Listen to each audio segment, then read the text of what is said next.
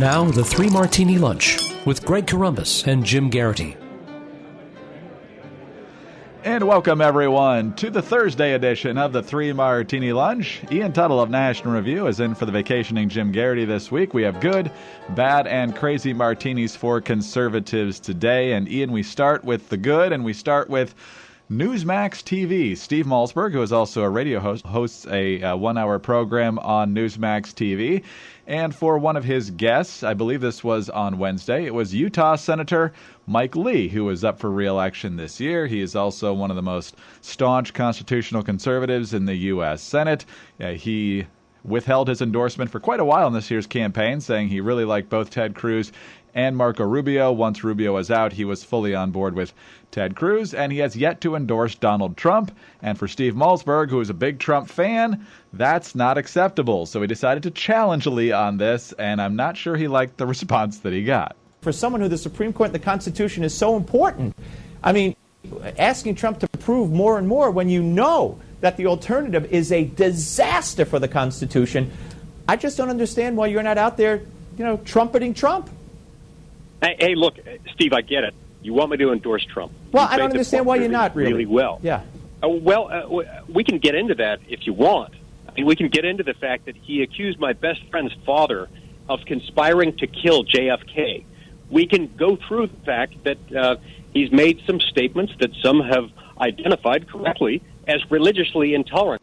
And he wasn't done. He says there is still a chance he could get behind Trump, but it's not his responsibility to find common ground. These things are not something that I couldn't get over if I heard the right things out of him. But if you want to go to why it is I have concerns, I can go on if you'd like. Well, I hope I can get over these concerns. I hope Mr. Trump can help me identify them. But don't sit here and tell me, Steve, that I have no reason to be concerned about Donald Trump. He probably really could have stopped Ian after you're asking me to endorse a guy who said that my best friend's father plotted to kill JFK. Everything after that's kind of gravy, but there's obviously a whole lot more given Trump's liberal record. He has donated repeatedly to his opponent in this campaign, so how conservative could he be? Mike Lee not taking the bait at all. I love the way he introduces the rant he's about to go on by saying, we can go into this if you want to. Like, we can have this fight, but I am going to knock you senseless. And by the end of it, Steve has been KO'd and is trying to pull out of this fight. He goes through it systematically, and of course, Mike Lee has many other charges that he could bring, as you point out. And he rightly points out that he's from Utah, where Trump lost by 40 points. So there's not just, I think, Mike Lee's personal dissatisfaction with Trump coming through here, but there's actually fidelity to his constituents' interests that's important in this matter as well. He makes the point, which is, I think, salient for all the people who are sort of pushing back against the argument that Malzberg tries to make going into this. And I should say I've been on Steve's show a number of times and always enjoyed chatting with him.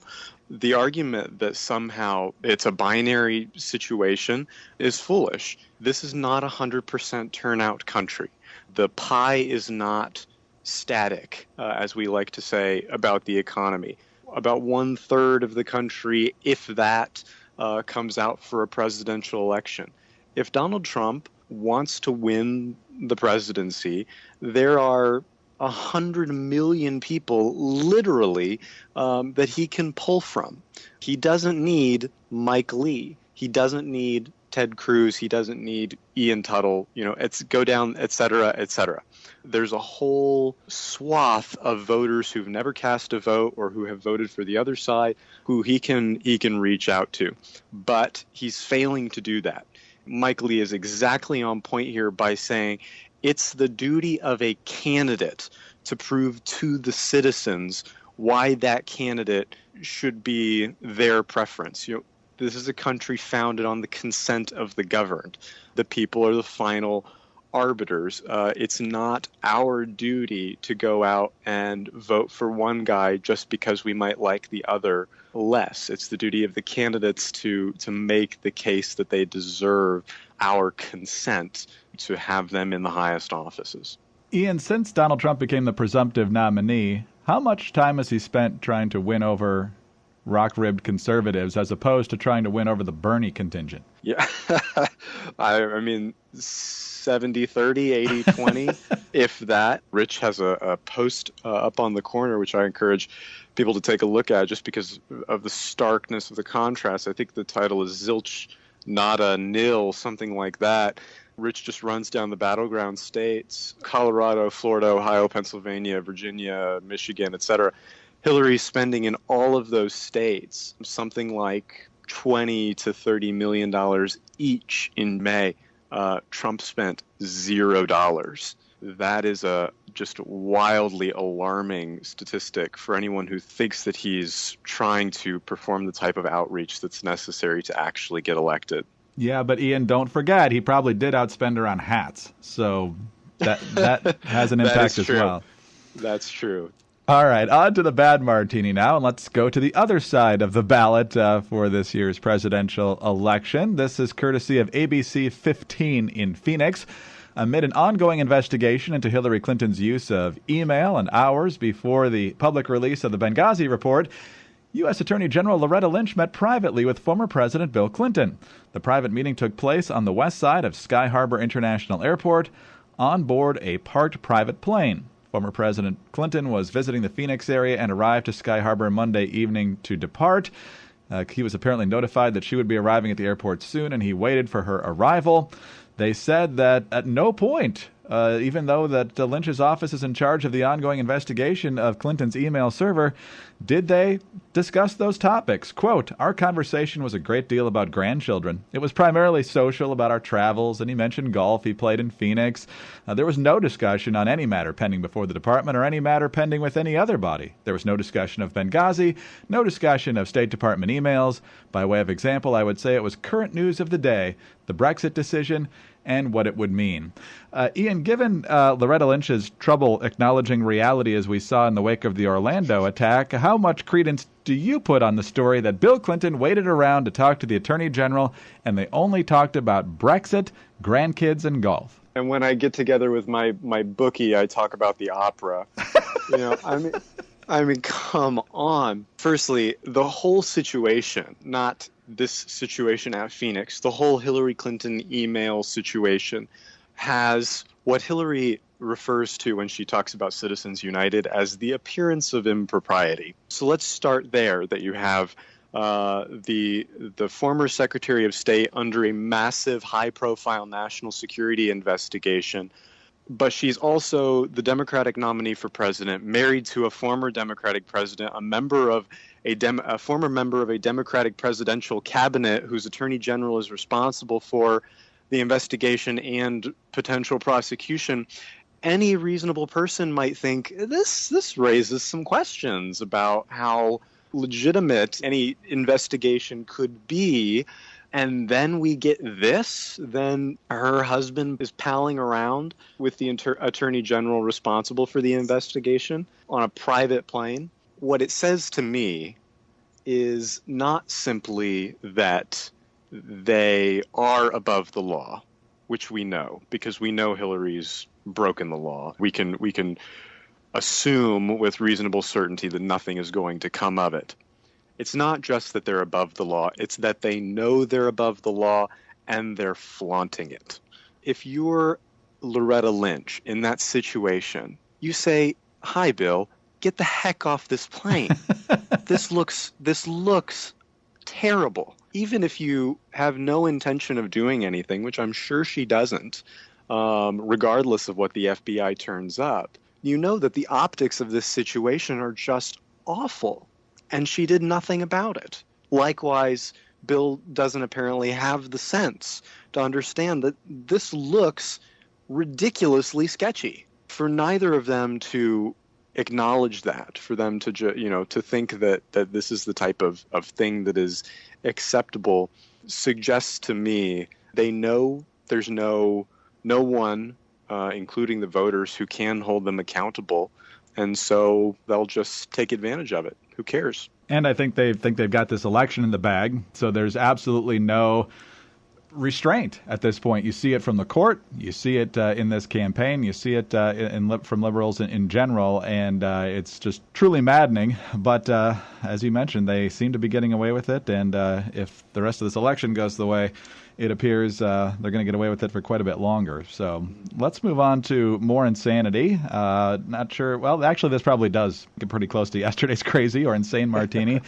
This is courtesy of the Daily Caller. It was just a couple of weeks ago, Ian, that former future presidential candidate David French was subbing for Jim on this very podcast. And we talked about New York City instituting a policy that would require employers and employees to refer to colleagues and coworkers and subordinates by the gender pronouns of their preferred gender identity.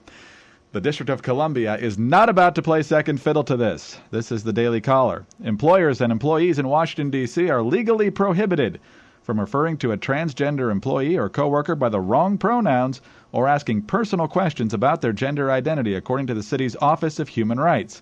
OHR published a best practices guide for, quote, valuing transgender applicants and employees, unquote, earlier this month with a list of behaviors by supervisors or coworkers that may be considered unlawful harassment or a hostile work environment. One of the listed prohibitive behaviors is, quote, deliberately misusing a person's preferred name or pronoun. The best practices guide features a chart on gender and gender-neutral pronouns that includes the gender-neutral pronoun Z, spelled Z-E. The chart includes example phrases using the gender-neutral pronouns such as Z smiled, I met Zer, Zerbike, and Z is Zerself. Ian, it's hard to stay sane in this environment. It's hard to just keep up. Z today is going to be something else tomorrow, and you call someone Z, and I'm sure that'll be some sort of aggression or transgression as well. I'm sure that David made all of the salient points about this nonsense when you all discussed it in terms of New York. But one thing that's worth adding, besides the fact that this is sort of where progressivism goes, which is not simply bringing things into the culture and then sort of setting them out for you to choose whether you participate in them or not, but forcing them down your throat, imposing the particular ideology it has on those who disagree. That's sort of progressivism 101 at this point. We see that particularly when it comes to all of the nonsense related to sex and gender right now. But the way they do it, and this story is another example, is through offices or courts of quote-unquote human rights. When a baker in Colorado, one of the better-known cases of a Christian baker who refused to bake a cake for a same-sex wedding, a common story now, that case was originally brought through a state commission on civil and human rights. The same thing happened in Washington with a florist who had the same objection. There's been this metastasis of human rights as a concept, and civil rights as well, of course, which is used to justify really everything. It has no actual content anymore. The type of human rights that my colleague Jay Nordlinger is so concerned with, among dissidents in oppressed countries, North Korea and Cuba and the like, that's a concrete, content-filled idea of human rights that conservatives and classical liberals championed with good cause. But now that concept has been so evacuated of meaning that it's used as a blanket excuse to push through all of the sorts of progressive, transgressive nonsense that the left is hot on. And that's a real problem, because for anyone who doesn't draw the distinction that I just did, or that more reasonable people would, between what is a genuine sort of human right and what isn't, it's a very convincing thing, or at least an argument that's hard to repel that what you're talking about is, or what you're fighting against is a quote unquote human right, that puts a lot of people in a very uncomfortable position if they don't know any better. What's really happening here is an erosion and an eradication of rights, including free speech in this case. Yeah, exactly.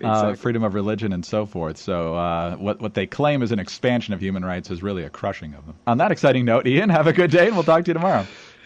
All right. Thanks, Greg. Ian Tuttle of National Review. I'm Greg Columbus of Radio America. Please join us again on Friday for the next 3 Martini Lunch.